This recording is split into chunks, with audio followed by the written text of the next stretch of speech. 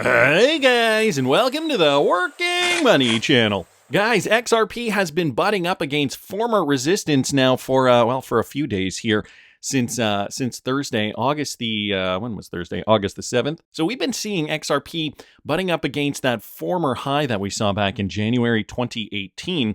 The former high was in and around $3.34, give or take. And as you guys can see, we did poke up above that back on Thursday. We did dip down because sellers were taking profits, and now we're trying to turn resistance into support. So this is where we're at right now for XRP, guys. This is all positive news. This is not looking bearish at all. One XRP currently is going for about $3.31, almost $3.32. You guys can see volume is dying off a little bit. We did see a big burst of buying pressure back on Thursday, followed by the selling pressure on Friday.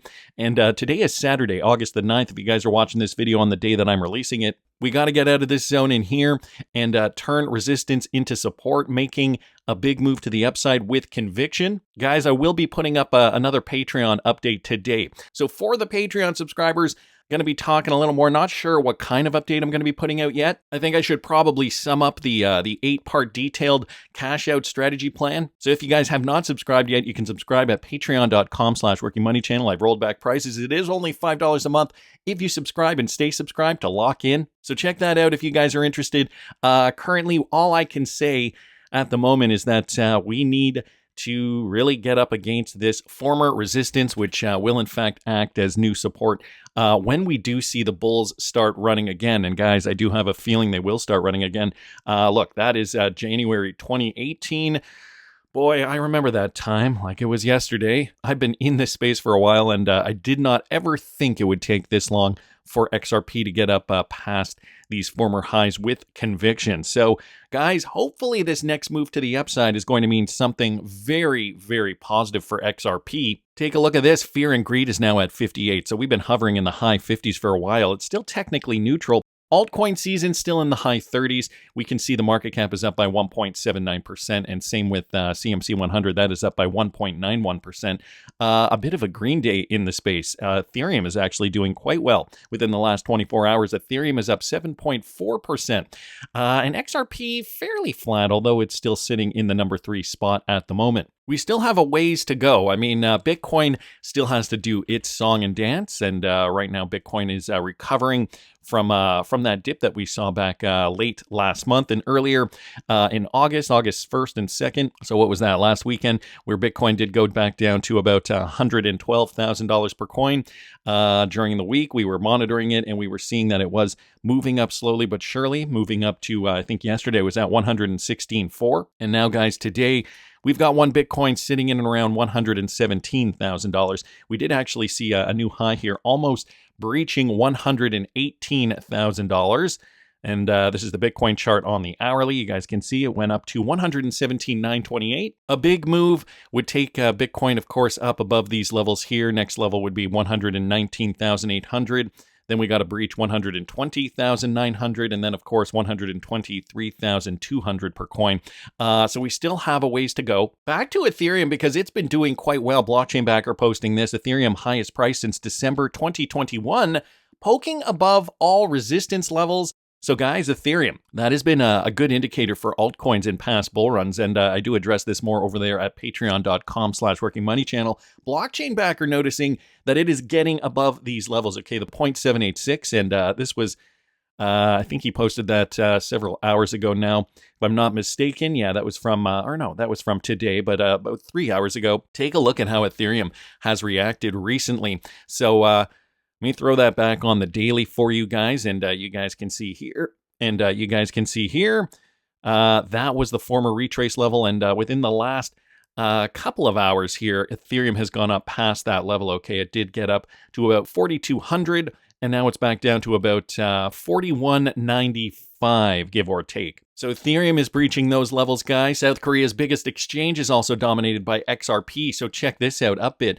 South Koreans, I gotta say, they love XRP. Upbit is demonstrating that here on the 24-hour volume, $506.9 million in volume. You can see XRP is number 1 on this South Korean exchange, followed by Ethereum and Bitcoin coming in number 3. South Koreans eating it up, really choosing the cryptocurrency, really favoring altcoins over Bitcoin. So I thought that was interesting. Wanted to thank Zafe Crypto and the blockchain backer for that. And this just in too, Tom Lee is telling CNBC young investors should put about 20% or more of their portfolios into crypto, not XRP specifically. But, he is identifying cryptocurrency as a great investment vehicle. Listen to this. Thanks. Well, in 2017, when we first wrote about Bitcoin, we recommended 1% to 2% into crypto. That has been 100x for our clients.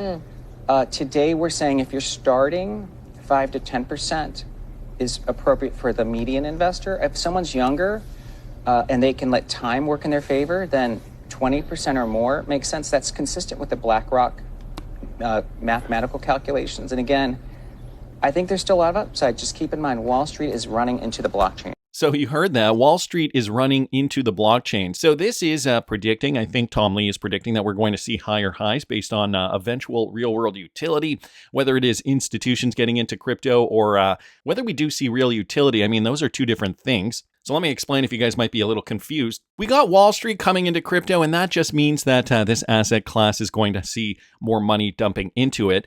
With cryptocurrencies here. I'll just bring up the total crypto chart right now, with cryptocurrencies currently sitting just shy of $4 trillion. That is good, but that is just based on retail investors, the mom and pop shops, nothing big in terms of the institutions. But guys, now that we have regulatory clarity, we could realistically see this number go up significantly. And, some are assuming we could get up near here in and around $10 trillion, 9.9, 10 trillion, somewhere in and around there. So, when we have Tom Lee saying, in 2017, we were suggesting 1% to 2%, that is super, super conservative. Now he's saying if you're young, 20 or more percent. The legislation really is paving the way for this, and it looks as though Mark Yusko decided to join the Caitlin Long camp. Now he's being negative on XRP. I'm going to let this clip speak for itself, courtesy of Digital Asset Buy. Listen to this. It's kind of like Circle, right? So Circle, the guys spun out of Goldman Sachs and they start this business and everybody says, oh, that's stupid, it'll never work.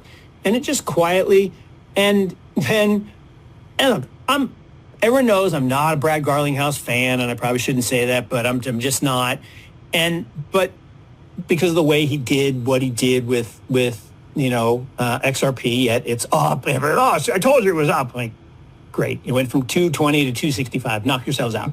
But he did start to do something interesting in the last year or so, where he took this highly inflated asset, okay, that he really created from nothing. It was just a ICO. And he owns a bunch of it. And he started buying real businesses with an inflated currency. It's kind of like what CoreWeave is doing with Core Scientific, right?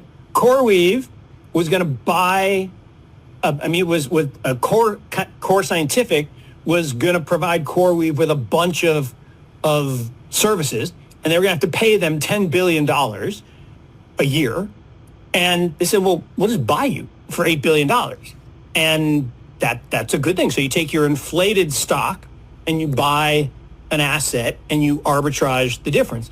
And so Brad came in and said, all right, Circle, I'll pay you $8 billion. And, Jeremy was like, ha, yeah, you wish. And everybody's like, no, that's a big number. It was only worth a couple billion. And he's offering you 8. Like, no. And literally a week later, he doubled the bid to 16. And everybody's like, oh my God, maybe they should take it. And Jeremy's like, no. So then they go public and they go from 16 to 80. Okay. No, I'm sorry, from 10. They went public at 10 to 80. They went up 8 times in a matter of weeks. Now they've fallen back and they're only 50, but that's a lot bigger than 16. I get what he's saying. I don't necessarily think he's got all his facts straight. First of all, I'm not entirely sure where we landed on the Circle acquisition. Did Ripple double their offer or not? I feel like we did get some word from the Ripple camp that was not true. But anyway, you can see here how now that Ripple and XRP do have clarity, they are becoming more and more of a threat, as per, Digital Asset Buy here saying, Mark Yusko is looking to join the Caitlin Long camp. I could see why, guys. Congratulations, Team Ripple. In the light of the facts and circumstances, including the Commission's prior decision to resolve the matter in a matter pursuant to which the final judgment's injunction against Ripple would have been dissolved, thereby removing Ripple's Regulation D disqualification, the Commission has determined, pursuant to this rule here of the Securities Act, that a good cause exists for not denying the exemption contained therein. So just with regards to the finalization of the Ripple SEC lawsuit, looking into it a little further, another win for Ripple, claims Bill Morgan. The SEC has made an order waiving the bad actor disqualification of Ripple that arose from the permanent injunction. So this is also positive news. Next best thing, given Judge Torres would not dissolve the permanent injunction, this will help Ripple raise capital. Ripple is no longer barred from conducting exempt securities offerings. It also may help Ripple achieve broader business objectives, including its application for the national bank charter. Moon Lambo asking down here, does this have to do with the injunction in Ripple's institutional sales of XRP? And yes, it does, says Bill.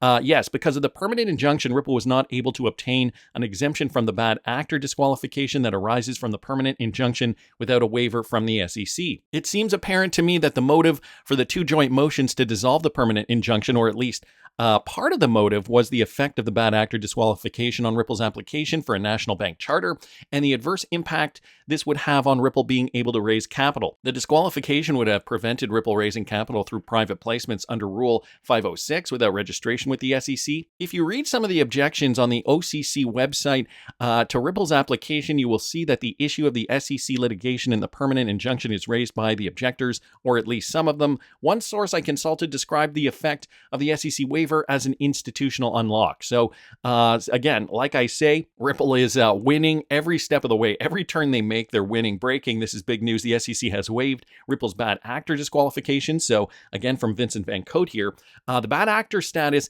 has potentially frozen Ripple's partnerships up. So guys, this could possibly lead to more disclosures from these Ripple partnerships. From what I am reading and understand, this could be one of the biggest catalysts for XRP price to pump we have ever seen. Will the masses now finally learn about the depth and scale of Ripple and XRP adoption? Well, I guess we'll just have to wait and see. So great news there. Wanted to thank Vincent Van Cote and Bill Morgan, Crypto Addy, Digital Asset Buy, and John Squire for posting that. There has been some other Ripple partner news that I wanted to touch on as well. How Thunes and Temenos, guys, two major Ripple partners, are powering embedded banking and emerging markets. So these Ripple partners are working together, embedding banking and changing how financial services reach people. Instead of opening a bank account, users can access payments, lending, and FX through platforms they already use, like digital wallets, e-commerce platforms, and super apps.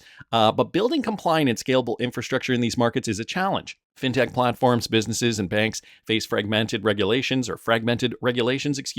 legacy systems, and costly integrations. That's where the Thunes and Temenos partnership comes in. Okay, the two companies are making it easier to embed financial services into any platform that offer fast, compliant, and ready-to-scale payments. In this article, we explore how our joint solution is powering embedded finance for emerging markets. And you guys can see there is a table of contents there. Of course, I'm not going to go over it fully, but just going to give you guys the sense, the gist of it. Of course, they talk about barriers to financial inclusion, outdated infrastructure, lack of payment rails, guys. Remember, these two companies are already embedded with RippleNet technology, so complex regulatory frameworks, or fragmentation rather, delays and costs. All this is going to be solved by using the XRP ledger.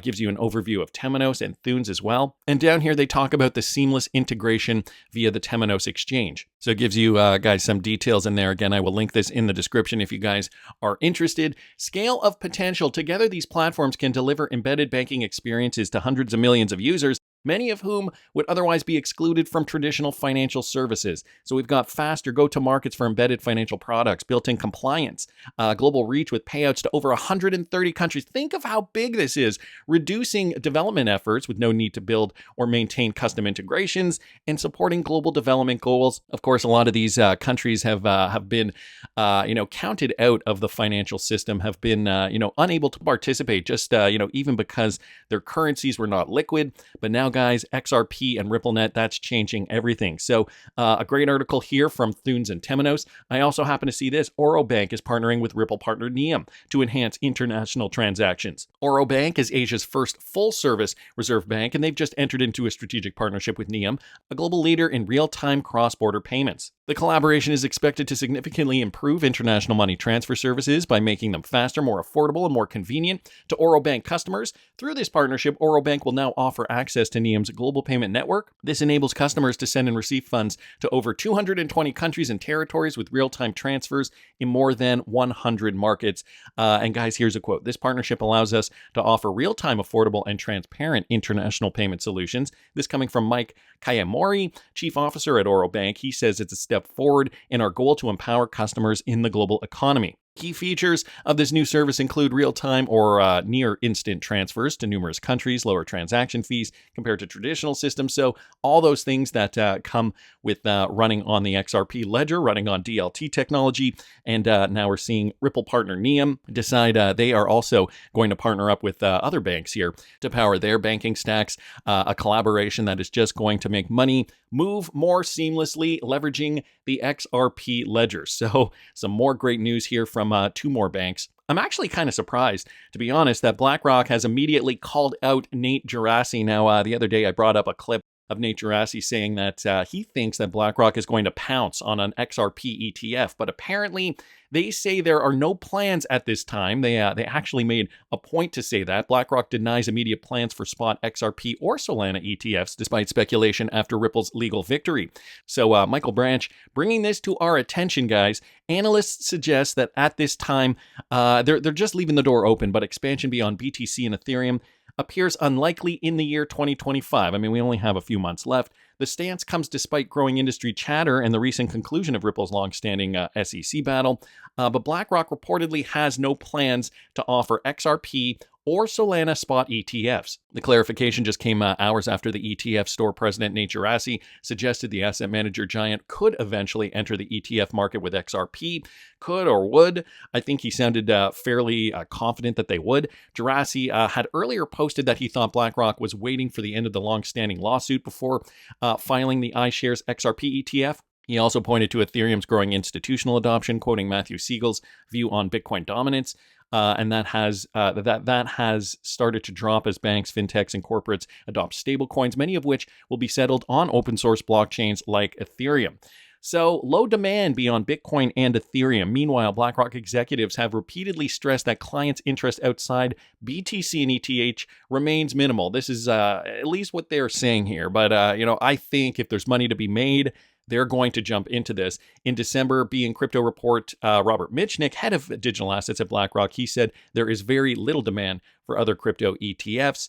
But again, guys, this sounds like just a talking point here. If they see that cryptocurrencies like XRP are gaining the kind of traction that get people excited, that get people to FOMO in, they are definitely going to decide that launching an XRP ETF makes sense. Don't forget, guys, just since November of 2024, we are up. XRP is up 500, almost 560%. Okay, now take that number from, let's call it late 2022. Late 2022, XRP is up by, we'll call it almost 900%, okay? Let's take a look at Bitcoin in that same time frame, late 2022, which wasn't around here. And so XRP 900, Bitcoin up today about 630%. So compare that to XRP, guys, 900%.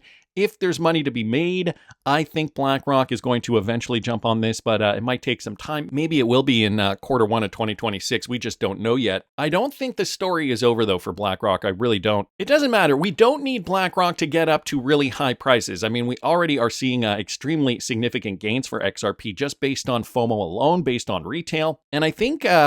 was it here? Ripple Van Winkle may have gotten the wrong idea. I've never seen one person flip-flop so much about one single asset. Now Raoul Pal is calling XRP a moron play. Listen to this, then we're going to discuss. Sorry, but people are going to buy XRP and Doge and Cardano, whether you like it or not, because they're cheap.